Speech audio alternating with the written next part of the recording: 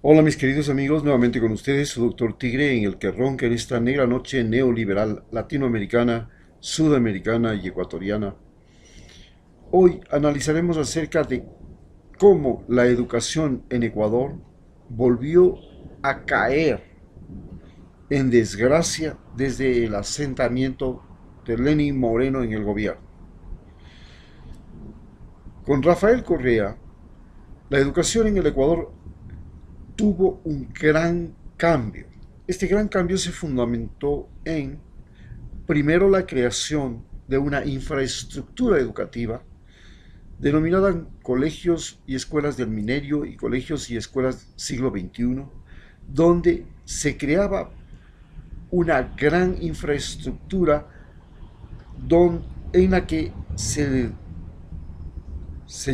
le dotaba de internet, laboratorios y profesores a escuelas situadas en todo el país y colegios, e inclusive en muchas de ellas se señalaba o se enseñaba lo que se llama bachillerato internacional, que es una serie de conocimientos que tiene que tener el estudiante para poder acceder a cualquier universidad del mundo.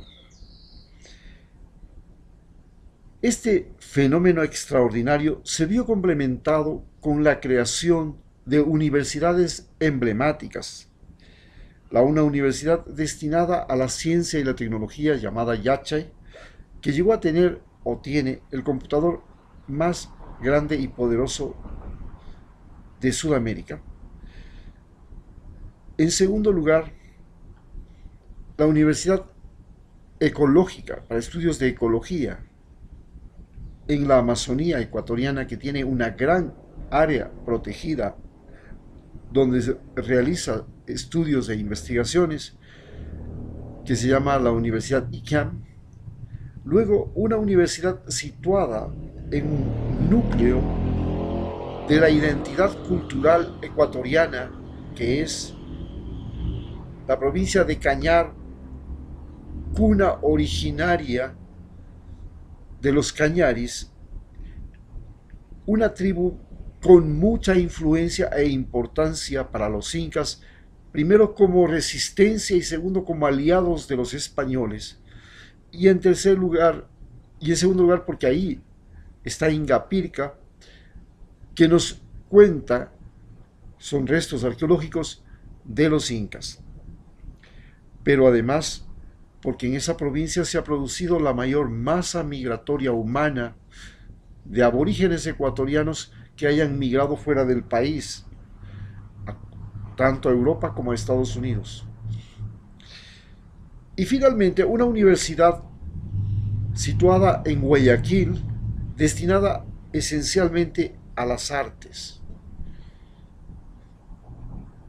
Con la llegada del gobierno de Lenín Moreno, se cambia el sistema de educación rural y, fundamentalmente, se deja de lado lo que es los colegios del milenio y las escuelas del milenio para retomar lo que se llamaba la educación unidocente. La educación unidocente es que cada profesor enseña a los 6 grados de la escuela sin en una sola aula y al mismo tiempo. Entonces el alumno de primer grado recibe una parte del tiempo, unas clases, un, un contenido, y luego la segunda hora le toca aprender al de segundo grado, la tercera hora al de tercer grado, la cuarta hora, y finalmente la quinta hora al del quinto grado. Y el resto del tiempo que tiene el muchacho en la escuela lo tiene que destinar a hacer las tareas y deberes que el profesor le dice, y finalmente le manda tareas y deberes a la escuela para que el papá y la mamá sean los verdaderos profesores de ese muchacho, porque son los que le ayudan a hacer los deberes. Las escuelas eran simplemente una casa con techo y con aulas, con una pizarra y sin ningún recurso tecnológico, internet, proyector de imágenes, bibliotecas, laboratorios, nada que ver. Simplemente era una casa con un profesor. Eso fue retomado por Rafael Correa, que además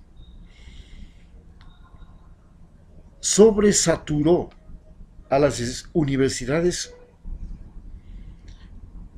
primero no cumpliendo con su promesa de crear 40 institutos tecnológicos que ya habían sido planificados en el gobierno de Rafael Correa, en los cuales uno de ellos yo personalmente intervine para conseguir que se hiciera un instituto tecnológico en Tonsupa, una playa situada junto al cantón Atacames o a la cabecera cantonal de Atacames, en el cantón Atacames, en la provincia de Esmeraldas, donde se iba a enseñar tecnología pesquera, tecnología de producción artesanal, reparación de motores, electricidad.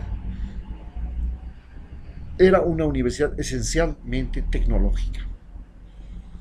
Pero no se cumplió con la propuesta de fundar y hacer estas universidades tecnológicas que tenían un costo de 19 millones de dólares cada una.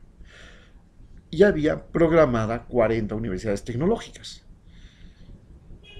Y por el contrario, se le dio apertura, libre ingreso a los estudiantes a las universidades estatales previo un curso de preparación, de nivelación académica para ingresar. A no dudarlo, el derecho al libre ingreso de la universidad es una de las conquistas valiosas del gobierno de Velasco Ibarra en 1969, cuando se produce la Revolución de Mayo en París, y en mayo del 68, y Velasco Ibarra permite a todos los ecuatorianos ingresar a las universidades. Además, dentro de las universidades se cambia el sistema de administración.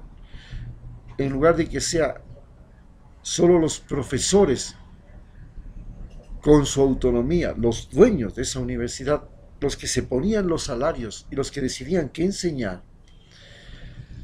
se crea un sistema de administración universitario que se llama el cogobierno paritario.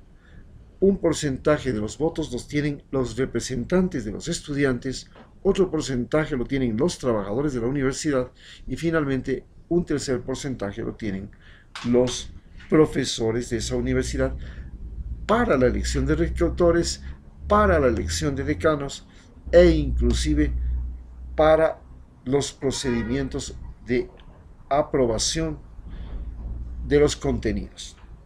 Sin embargo,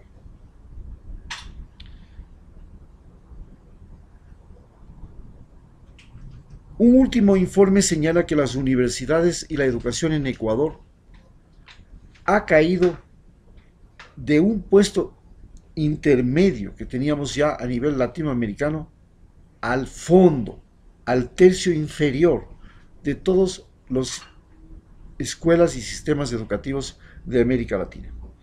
La decadencia en este gobierno de la educación también se fundamenta en el hecho de que la educación sigue siendo, primero, religiosa, segundo, escolástica, tercero, repetitiva, subordinada. El estudiante va a la escuela, al colegio y a la universidad no para desarrollar sus verdaderas habilidades, sus virtudes, sino para aprender primero a obedecer la ley de Dios. Segundo, obedecer la ley del gobierno de turno. Y tercero, para aprender a repetir, no para crear, no para desarrollar. Vivimos un mundo en el que el conocimiento dejó de estar en la cabeza del profesor. Hoy el profesor lo único que realmente puede hacer es enseñarle al estudiante a buscar el conocimiento en el Internet. Porque el Internet es donde está el conocimiento. Antes el conocimiento estaba en las gigantescas bibliotecas de Harvard o de la Sorbona o de otras universidades. Hoy el conocimiento está en la Internet, es monstruosamente grande y crece monstruosamente cada día. Un profesor ya no tiene la capacidad de guardar en su cerebro todos los conocimientos. Entonces, lo que puede hacer es simplemente ayudarle al estudiante a buscar el conocimiento. Tú quieres ser dibujante, pues busca en la computadora cursos de dibujo. Tú quieres ser mecánico automotriz. Bien, te vamos a enseñar cómo buscar en la computadora la forma de reparar los automóviles. ¿Quieres ser electrotécnico? Aprende en la computadora, en el internet, cómo reparar televisores de acuerdo a la marca del televisor. Esto también cambia cuando nosotros tenemos que desarrollar las habilidades de los estudiantes, las capacidades físicas. Mientras que en la educación formal que tenemos, el individuo se entrena para pasar 5 horas al día sentado, oyendo a un profesor y repitiendo y haciendo lo que éste le ordena. En la sociedad actual, el sedentarismo se ha convertido en un problema de salud que lleva a la obesidad y a la diabetes. Entonces, el individuo cuando va a la escuela y al colegio, lo que más debe temer es aprender a estar sentado muchas horas detrás de una computadora o muchas horas detrás de un libro. Tiene que aprender a utilizar el movimiento, la actividad física para llegar al conocimiento. Y esto significa que la educación tiene que pasar de una educación teórica a una educación vivencial. Así, por ejemplo, con la Fundación Ecotrackers estamos desarrollando un sistema de aprender español e inglés, ecoturismo, turismo de salud y turismo inteligente. Primero, poniendo el conocimiento gratuitamente en la Internet y en segundo lugar, haciendo que el individuo vaya a vivir en las áreas protegidas junto con la gente